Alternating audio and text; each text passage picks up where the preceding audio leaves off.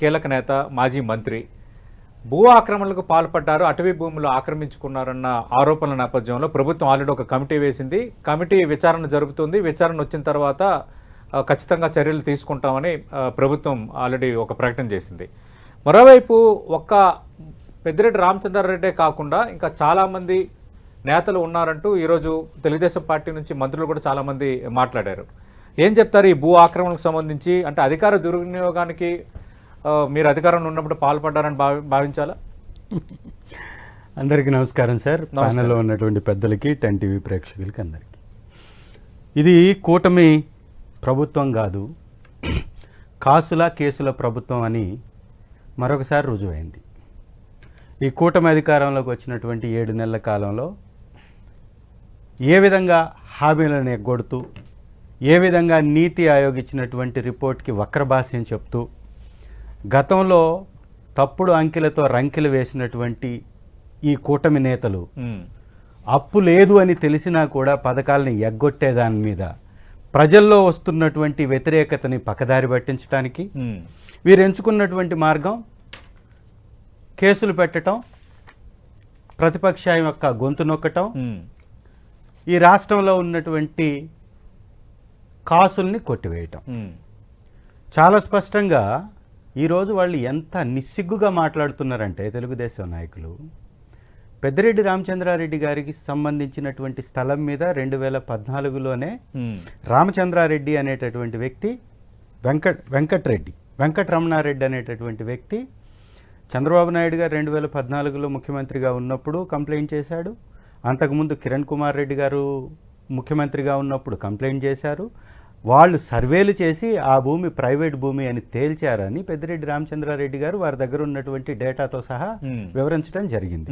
ఇవి రెండు పక్కన పెడితే 1968లోనే ఫారెస్ట్ గజిట్లో స్పష్టంగా 30 ఫీట్ల రోడ్డుతోటి అది ప్రైవేట్ భూమి కలిగి ఉంది అని ఆ గజిట్లో నోటిఫై చేస్తుంది. సో ఎప్పుడో 1968లో, అంటే తెలుగుదేశం పార్టీ పుట్టక ముందు గజిట్లో ఉన్నటువంటి స్థలానికి సంబంధించిన 75.74 ఎకరాల భూమిని ఇవాళ వీళ్ళు పెద్దిరెడ్డి గారిని రాజకీయంగా ఎదుర్కోలేక, పెద్దిరెడ్డి గారి మీద గతంలో చూపించినటువంటి కొన్ని అవినీతి ఆరోపణలు, ఇసుక మీద 40,000 కోట్లు దోచేశారు పెద్దిరెడ్డి గారు అన్నారు, దానికి ఆధారాలు చూపించలేకపోయారు. పెద్దిరెడ్డి గారు ఎర్రచందనాన్ని అక్రమంగా రవాణా చేస్తున్నారు అని, దానికి సంబంధించిన ఎర్రచందనం స్టాకు నేపాల్లో పట్టుబడ్డదని సాక్షాత్తు ఇప్పుడు డిప్యూటీ చీఫ్ మినిస్టర్గా ఉన్నటువంటి పవన్ కళ్యాణ్ గారు మాట్లాడారు. ఈ 8 నెలల్లో ఏమన్నా దాన్ని చూపించగలిగారా? ఇసుక అక్రమం ఆధారం చూపించగలిగారా? పొంగనూరు నియోజకవర్గం పులిచెర్ల మండలం మంగళంపేట రెవెన్యూ గ్రామ పరిధిలో 75 ఎకరాల అటవీ భూములను అక్రమంగా పెద్దిరెడ్డి కుటుంబం పరిధిలోకి చేర్చుకున్నారనేది ఆరోపణ. ఇది ముఖ్యమంత్రి స్థాయిలో విచారణకు ఆదేశించిన అంశం. నిజంగా ప్రభుత్వానికి మీపైన అంటే ఆక్రమణ కరెక్ట్ కాదు, అవి సవ్యంగా ఉన్నాయంటే ప్రభుత్వం ఈ స్థాయి నిర్ణయం తీసుకుంటుందా? సార్, ఇదే ప్రభుత్వం, తెలుగుదేశం ప్రభుత్వం 2014లో ఇది ప్రైవేట్ భూమి అని ఎంక్వైరీ చేసి ఇచ్చినటువంటి రిపోర్టు కూడా చూపించడం జరిగింది.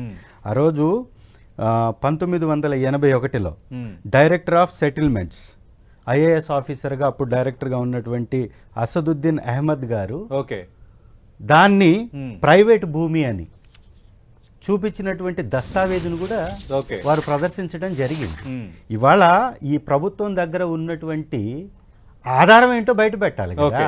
ఎంక్వైరీ జరుగుతుంది అన్నప్పుడు ఎంక్వైరీ కాకముందే మీరు తప్పు అని ఎలా నిర్ధారించారు? అవినీతి జరిగిందని ఎలా నిర్ధారించారు? రెవెన్యూ రికార్డ్స్ లో ఉన్నటువంటి 75.74 ఎకరాల భూమి, ఆ భూమి ఆల్రెడీ 1968లోనే ఫారెస్ట్ గజిట్ లో ఉన్నప్పుడు మీరు ఇవాళ అది ప్రభుత్వ భూమి అనో అటవీ భూమి అని ఏ విధంగా నిర్ధారిస్తారు? దాదాపుగా 14 సంవత్సరాలు తెలుగుదేశం పార్టీ అధికారంలో కొనసాగింది. అప్పుడు కనపడినటువంటి ఈ భూమి ఇవాళ కొత్తగా ఎలా ప్రత్యక్షమైంది? చంద్రశేఖర్ గారు డైరెక్ట్ గా సప్తగిరి ప్రసాద్ గారు సవాల్ విసురుతున్నారు. అదే జిల్లాకు చెందిన నేత 2019-2024 అంటే కిరణ్ కుమార్ రెడ్డి హయాం కాదు, అంతకుముందు చంద్రబాబు నాయుడు గెలిచిన హయాం కూడా కాదు, 2019 నుంచి 2024 అంటే మీరు అధికారంలో ఉన్నప్పుడు ఆయన ఒక చిట్టా చదివారు సప్తగిరి ప్రసాద్ గారు. మొత్తం ఇన్ని ఆక్రమణలకు, ఇన్ని అవినీతికి పాల్పడ్డారు, ఇవి తప్పని ప్రమాణం చేయగలరని సవాల్ విసురుతున్నారు. పెద్దిరెడ్డి గారు రాజకీయంగా చంద్రబాబు నాయుడు గారికి కొరకరాని కొయ్యగా మారినటువంటి మాట వాస్తవం. పోయలేదు చంద్రబాబు నాయుడు గారు సార్ ఏంటి సార్ ఇంకా ఏంటి సార్ పెద్దిరెడ్డి రామచంద్ర రెడ్డి గారు వీళ్ళకున్నటువంటి ఇంకా పెద్దిరెడ్డి రామచంద్ర రెడ్డి గారు ఫ్రస్ట్రేషన్ ఎలా ఉంటుందంటే, వారు మాట్లాడేటప్పుడు అనేక అబద్ధాలు చెప్పినా గానీ సప్తగిరి ప్రసాద్ గారు నేను మాట్లాడలా, మధ్యలో వచ్చేస్తాడు ఆయన. పెద్దిరెడ్డి రామచంద్రారెడ్డి గారిని ఈ ఎలక్షన్స్ లో కూడా ఏమి చేయలేకపోయారు చంద్రబాబు నాయుడు గారు. తన సొంత జిల్లా చిత్తూరు జిల్లాలో ఒక బలమైనటువంటి నేతగా, తెలుగుదేశం పార్టీకి కొరకరాని కొయ్యగా మారినటువంటి నేతగా, వైఎస్ఆర్ కాంగ్రెస్ పార్టీలో ఒక మంచి నేతగా ఎదిగినటువంటి పెద్దిరెడ్డి గారి యొక్క వ్యక్తిత్వ హననమే వీళ్ళ యొక్క పరమావధి. అంతకుమించి ఇంకొకటి లేదు. 1968లో ఫారెస్ట్ గజెట్ లో ఉందిరా నాయనా అంటే నిన్న జరిగింది మొన్న జరిగింది అంటాడు. రెండవది నేనేమంటున్నానంటే ప్రధాన పత్రికల్లో వచ్చింది అని రాస్తాను. అది ప్రధాన పత్రిక కాదు, మీ కరపత్రిక. మీ కరపత్రికలో తీసుకొచ్చినటువంటి వార్తను తీసుకొచ్చి ఇవాళ మీరు చెప్పినా తనకి దమ్ము ధైర్యం ఉంది కాబట్టి, తను తప్పు చేయలేదు కాబట్టి బయటికి తీసుకొచ్చేసి జీవోలతోటి డేటాతోటి వారి దగ్గర ఉన్నటువంటి ఆధారాలతోటి ప్రెస్ మీట్ పెట్టారు. మీకు దమ్ము ధైర్యం ఉంటే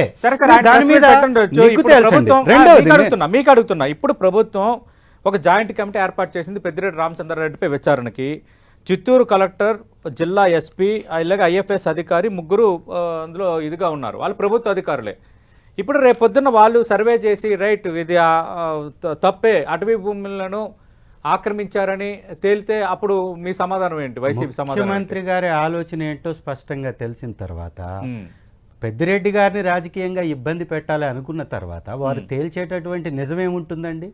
చంద్రబాబు నాయుడు గారు తప్పకుండా ఎదుర్కొంటాం. మేమేమంటున్నామంటే ఏబి వెంకటేశ్వరరావు అనేటటువంటి వ్యక్తి మీద ఆయన శాఖలో చేసినటువంటి ఆర్థిక నేరాల మీద గత ప్రభుత్వంలో స్పష్టమైన ఆధారాలతోటి వారిని పక్కన పెట్టడం జరిగింది. ఇవాళ వీళ్ళ ప్రభుత్వం ఒక గజెట్ ఇచ్చేసుకుంది. ఆయనకి పక్కనున్నటువంటి కాలానికి కూడా పూర్తి జీతం చెల్లిస్తున్నట్టుగా ఆయన్ని మళ్ళీ ఇవాళ ప్రభుత్వంలోకి తీసుకొని ప్రభుత్వం తరఫు నుంచి వత్తాసు పలుకుతూ మాజీ ముఖ్యమంత్రి గారిని దుర్భాషలాడినటువంటి వ్యక్తికి ఇవాళ వాళ్ళు చెల్లిస్తున్నటువంటి ధనం ఎవరిది? ప్రజల సొమ్ము.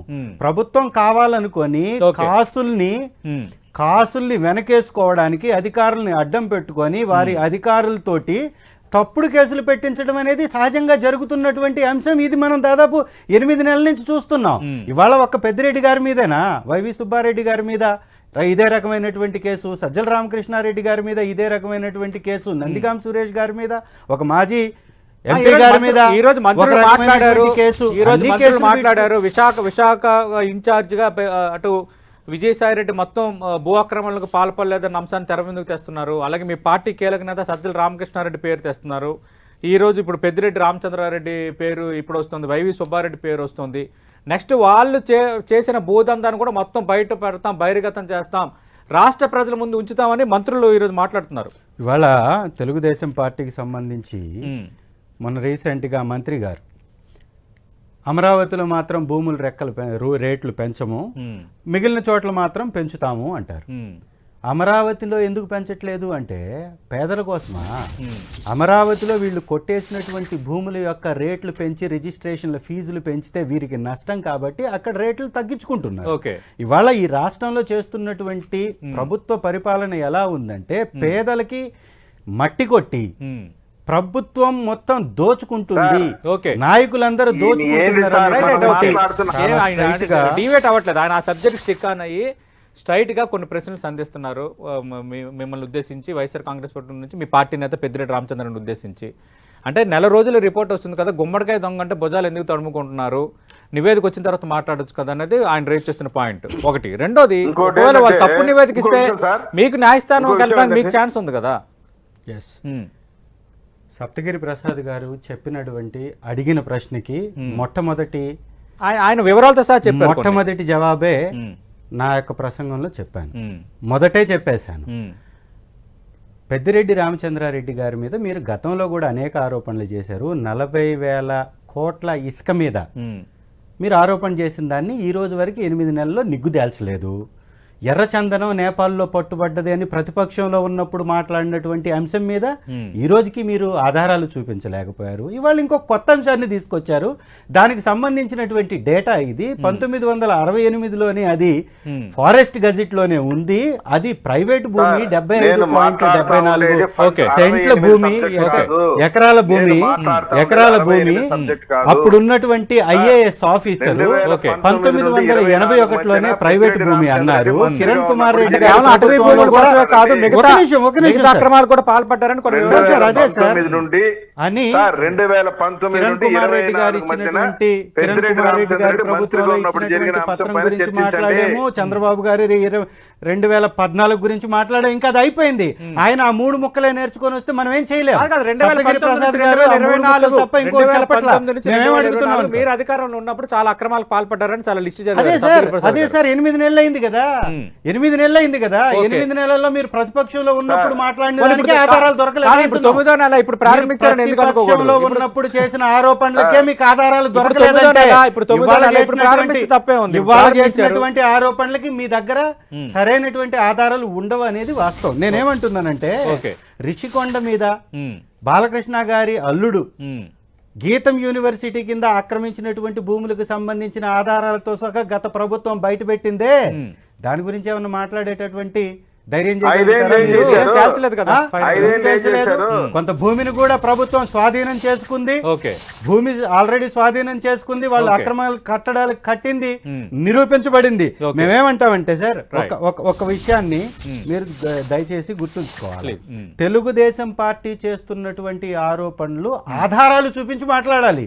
ఇవాళ తెలుగుదేశం పార్టీ ప్రభుత్వం ఉంది కాబట్టి ఏదైనా వాళ్ళు తప్పును తప్పుగా చూపించి అవుతుంది కదా. ఇప్పుడు ఈ కమిటీ వేశారు. ఈ కమిటీ రేపు పొద్దున ఆధారాలు చూపకపోతే అది కూడా ప్రశ్నార్థకం అవుతుంది. రైట్, నిస్సిగ్గుగా మాట్లాడతాం.